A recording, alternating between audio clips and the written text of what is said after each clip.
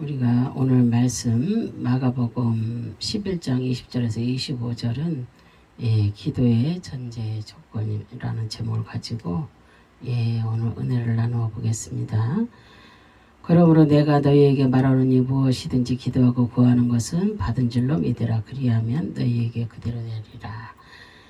기도를 어떻게 드려야만 하나님께서 들으시는가, 또한 기도의 전제 조건에 관한 그런 말씀입니다. 기도는 일방적으로 우리의 소원을 구하는 것이 아닙니다.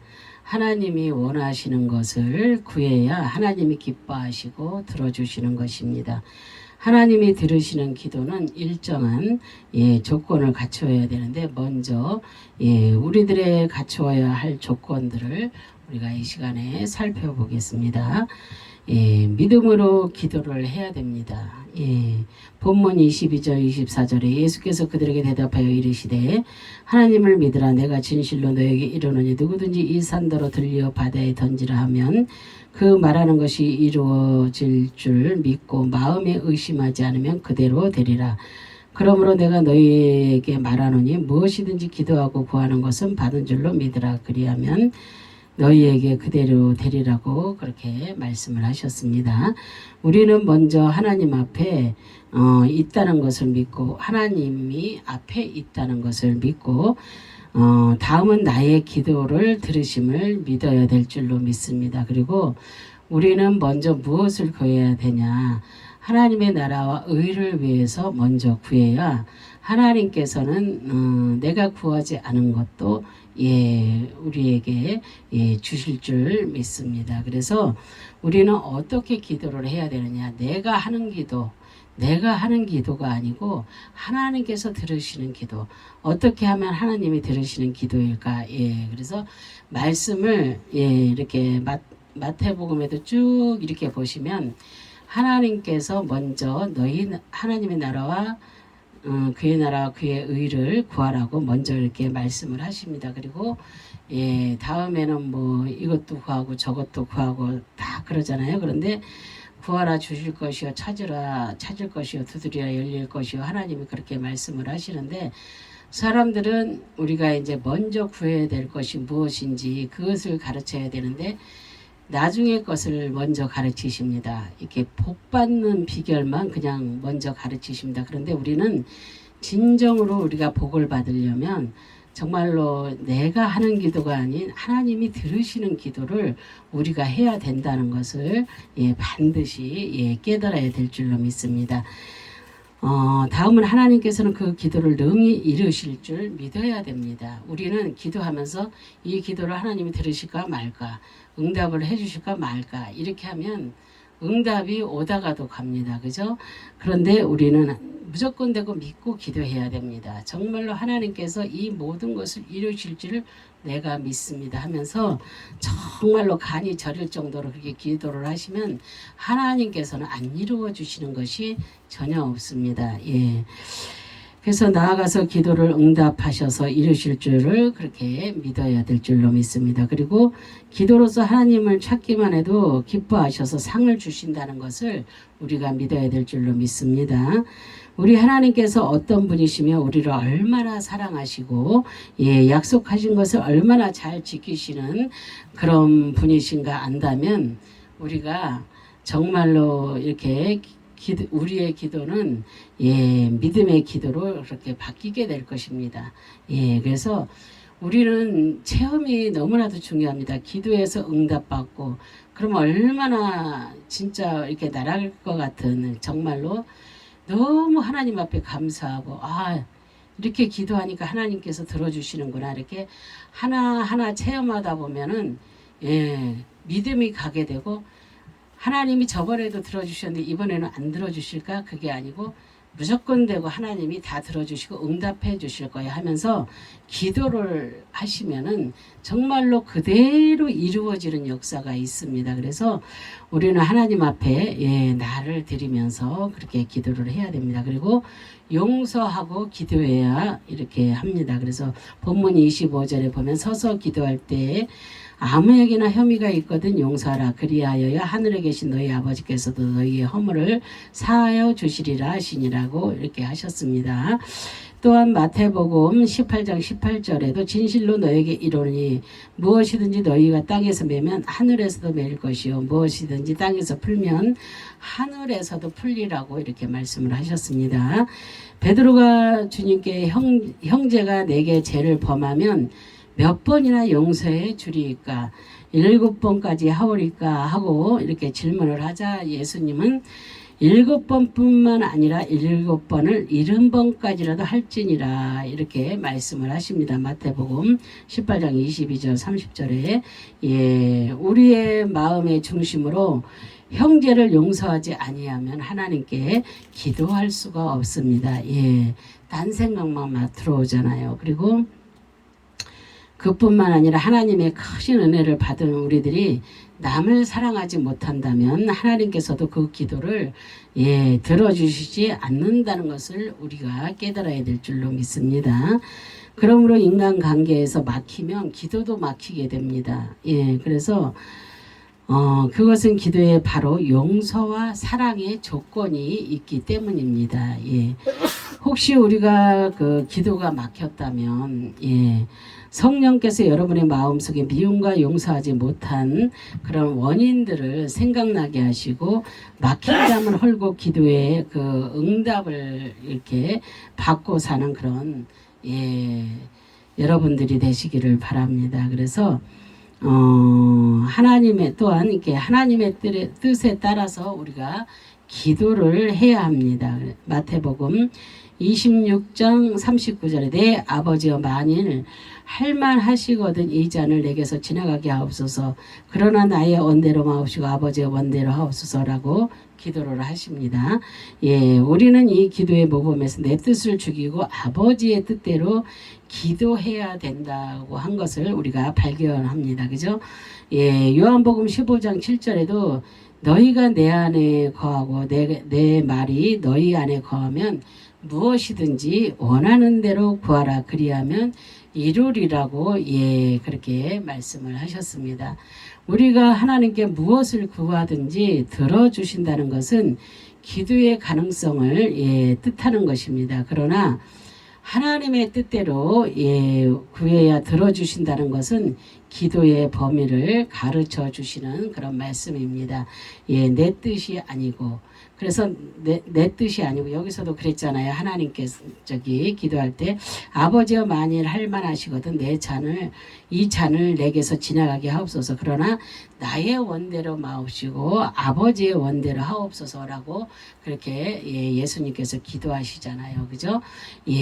그래서 내 뜻이 아닌 하나님의 뜻에 맞춰서 우리가 기도를 하다 보면 나의 삶이 생활이 환경이 다 바뀌어지고 달라지는 것입니다. 그리고 우리가 주님의 뜻대로 살다 보면은 이런 모든 것들이 사람들이 이렇게 무슨 내가 이러한 기도를 해 그러면은 사람들이 비웃을 수도 있어요. 그러나 하나님께서 반드시 이루어 주십니다. 어쨌든 간에 이렇게 기도를 하다 보면 하나님이 다 이게 제가 이렇게 내 삶을 되돌아보면 하나님께서 안 들어주신 것이 하나도 없는데 지금까지 다 들어주셨어요. 그래서 지금 놓고 또 기도하는 기도가 있어요. 제가 지금 한국 교회가 너무나 많이 무너지고 있잖아요. 문을 닫고 있고 지금 너무나 그러고 있는 가운데 제가 그랬어요. 하나님 저도 이제 밖에다 교회를 세워주셔서 이렇게 그런데 전세로 나가서 할 수 있게 해달라고 제가 기도를 합니다. 왜냐하면 월세로 하다 보면은 이렇게 사람들이 모든 것이 힘들어지다 보면은 문을 닫게 되잖아요. 그죠? 그래서 그것을 구하고 있습니다. 그런데 인간의 생각으로 볼 때 주위에서 나를 쳐다볼 때에 이렇게 보면 그렇게 하나님께서 그것까지도 들어주실까 이렇게 하는 사람들도 있어요. 그렇게 하려면 하죠. 뭐 이렇게 그냥 하고 그러는 사람도 있어요. 그러나 저는 하나님의 그 모든 것을 믿기 때문에 제가 그것을 기도하는 것입니다. 그래서 하나님의 때에 하나님께서 반드시 때가 되면 옮겨주실 것을 믿고 하나님께서 그렇게 해줄 것을 믿고 그래서 절대로 지금 대한민국에 이렇게 많은 교회 불들이 꺼져가고 있잖아요. 많은 종들이 이렇게 내려가고 있어요. 그래서 정부에서는 어떻게 해요? 그 종탑을 다시는 세우지 못하도록 돈을 정부에서 들여서 그것을 내려준다고 합니다. 그래서 누가 여기는 교회가 안 된다 막 이렇게 주위에서 그렇게 하면 그 교회도 문 닫게 한답니다. 그래서 이런 모든 것들을 보면서 정말로 교회가 하나가 이렇게 불을 끄게 된다면 하나님께서 세 개를 세워달라고 제가 기도를 합니다. 한 개가 죽으면 세 개가 세워달라고 그렇게 이제 기도를 하고 있는데 정말로 이렇게 교회가 많아야 됩니다. 우리나라 대한민국에. 우리는 자유 대한민국이잖아요. 그죠?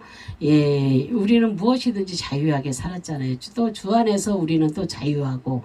예, 그래서 우리는 정말로 우리가 이 땅에 살면서 하나님의 나라가 이 땅에서 먼저 이루어지기를 간구하면서 정말로 그렇게 기도하면서 살아야 될 줄로 믿습니다. 그래서 어렵고 힘든 사람들 정말로 내가 다 도울 수는 없지만 누구든지 다 도울 수는 없겠지만 그래도 내가 기도라도 물질로 도울 수 없다면 기도라도 그분을 위해서 도와주시고 여러 가지로 정말로 그런 지금 코로나로 지금 힘든 이때에 지금 세계 각처에 나가서 일하시는 그 선교사님들 얼마나 힘듭니까 그분들이. 그런데 그분들이 그래도 그냥 죽을 각오를 하고서 그렇게 열심히 한 영혼을 천하보다 귀히 여기는 그 주님의 그 마음으로 그렇게 간절히 기도하면서 너무나 그분들을 보면 아름답습니다. 정말 그분들을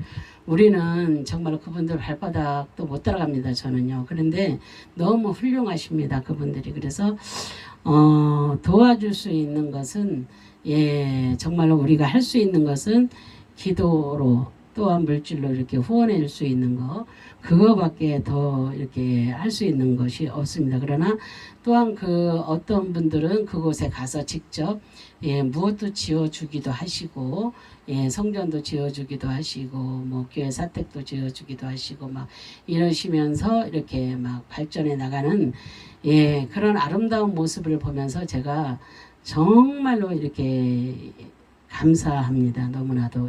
그래서 우리는 기도의 내용이 어떤 것이든지 다 이루어지게 된다는 것을 꼭 믿어야 될 줄로 믿습니다. 그리고 내 욕심을 버리고 하나님의 뜻이 어디에 있는지 말씀을 깨닫고 성령의 도우심으로 뜻을 찾아서 기도하며 응답으로 사는 그런 여러분들이 되시기를 바랍니다. 그래서 우리는 성령님을 의지해서 우리가 기도해야 합니다. 그래서 유다서 1장 20절 21절에 보면은 사랑하는 자들아 너희는 너희의 지극히 거룩한 믿음 위에 자신을 세우며 성령으로 기도하며 하나님의 사랑 안에서 자신을 지키며 영생에 이르도록 우리 주 예수 그리스도의 긍휼을 기다리라고 그렇게 하였고 에베소서 6장 18절에도 항상 성령 안에서 기도하라고 그렇게 말씀을 하셨습니다. 우리가 음식을 먹을 때도 꼭꼭 씹어서 자기 침에 섞일 때 맛이 있어 그 음식을 삼킴과 같이 우리가 하나님께서는 그 하나님의 성령으로 감동된 기도라야 기쁘시게 받으신다는 것입니다. 그래서 우리가 흔히 기도줄을 잡았다는 말을 그렇게 하는데 그것은 세상 잡념이 제거되고 마음이 받쳐지면서 성령의 감동 속에 기도 드리는 것을 말하는 것입니다. 그래서 우리 속에서 성령의 소원대로 기도할수록 그 기도가 가치 있고 능력 있는 그런 기도라고 할 수가 있습니다. 그러기 위해서는 무엇보다도 내 뜻을 내려놓고 육감에 위해서가 아니라 내 마음속 중심에서 우러나오는 그런 기도들을 해야 될 줄로 믿습니다. 그래서 그 고난의 길은 영광의 그 통로입니다. 그래서 1966년에 중국에서 문화 대혁명이 일어났을 때 기독교인들은 엄청난 핍박을 받았다고 합니다. 그런데 혁명 당시 중국의 기독교인들은 대략 300만 명 정도였으나 혁명을 겪고 난 후 1980년대 초에는 가정교회까지 합치면 10배나 늘어난 3천만 명에 이르렀다고 합니다. 심한 확대와 그 핍박이 기독교인들을 좌절시킨 것이 아니라 오히려 믿음이 더 강해져서 전도하여서 300만 명이 3천만 명으로 변화된 것입니다. 그래서 이처럼 기독교 역사를 보면 하나님께서는 고난과 핍박이라는 그 도구를 통해서 하나님의 자녀들을 더 강하게 하셨고 하나님의 백성들을 더 번성케 그렇게 하셨습니다. 그래서 옛말에 입에 쓴 약이 몸에 좋다는 그런 말도 있습니다. 그래서 한약이 입에는 쓰나 건강을 가져오는 귀한 약재가 되듯 속사람이 우리가 새로워지고 성장하는데 꼭 필요한 약이 고난인 것입니다. 그래서 시편 기자는 고난당한 것이 내게 유익이라 이로 말미암아 내가 주의 율례를 배우게 되었나이다. 시편 119편 71절에 이렇게라고 고백을 합니다. 하나님께서는 고난을 통해 회개하라 더 열심을 내라고 그렇게 말씀을 하십니다. 그러므로 우리는 고난당한 것을 기쁘고 감사하게 우리가 생각해야 됩니다. 고난당하는데 어떻게 기쁘고 감사하겠어요. 그죠?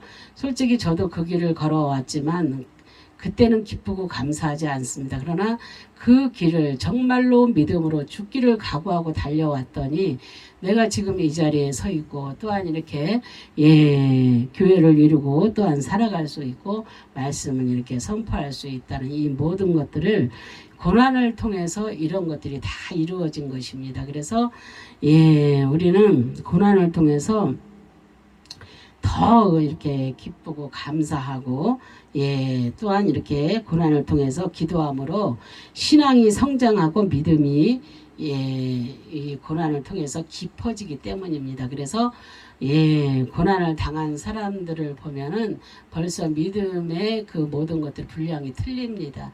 얼마만큼 고난을 당했느냐에 따라서 그 믿음의 분량들이 다 다릅니다. 그래서 그런 것을 볼 때에 우리도 고난이 유익이라 그 말을 지금은 고난 당하시는 분들은 뭐 마음이 편치는 않겠지만 당하고 나면 고난이 지나가고 나면 고난의 터널을 지나고 나면 그 어둠의 터널을 지나고 나면 밝게 환한 곳이 나오잖아요. 그때부터는 하나님의 축복이 임하는 것입니다. 그래서 우리는 어떤 것에도 좌절하지 마시고 고난이 왔을지라도 정말로 하나님을 믿고 진실로 기도하다 보면은 정말로 하나님이 주시는 축복 가운데 서 있다는 것을 알게 되실 것입니다. 그래서 고난이 남기고 간 뒤를 보라. 고난의 발자국들이 지나간 자리는 마침내 기쁨으로 가득 차고 넘치게 된다.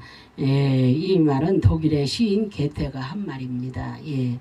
고난이 우리를 도둑질하고 죽이고 멸망시킬 수는 있으나 오히려 고난을 통해 변화됨으로 우리가 큰 기쁨의 원천이 될 수가 있습니다. 그래서 주님 안에서 고난을 기쁨과 감사함으로 우리가 인내하는 그런 그리스도인은 주님과 더욱더 가까워지고 더욱더 주님을 닮아가는 그런 삶 자체가 되는 것입니다. 그래서 우리는 정말로 기도를 온전히 주 안에서 정말로 내 생각 내 방법이 아니라 주님이 주시는 생각과 주님이 주시는 그 마음으로 성령께서 내 안에서 인도하시는 대로 그대로 기도하시다 보면 하나님께서 많은 것을 이렇게 생각을 우리 생각령 속에 이렇게 넣어 주십니다. 그럴 때 우리가 이제 마음으로 이 깊이 우러나오는 기도를 하시다 보면 하나님께서 모든 길을 이렇게 해결해 주신다는 거, 열어놓고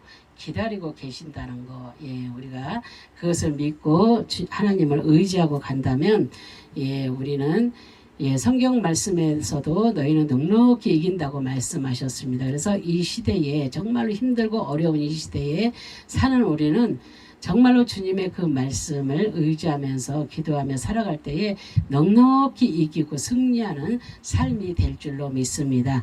그런 저와 여러분이 되시기를 주님의 이름으로 축원합니다. 아멘. 예, 기도하겠습니다. 할렐루야. 참으로 좋으신 하나님, 감사와 영광과 존귀를 올려드립니다. 오늘도 주님의 은혜로 이렇게 아버지 하나님 귀한 말씀을 아버지 선포하였습니다.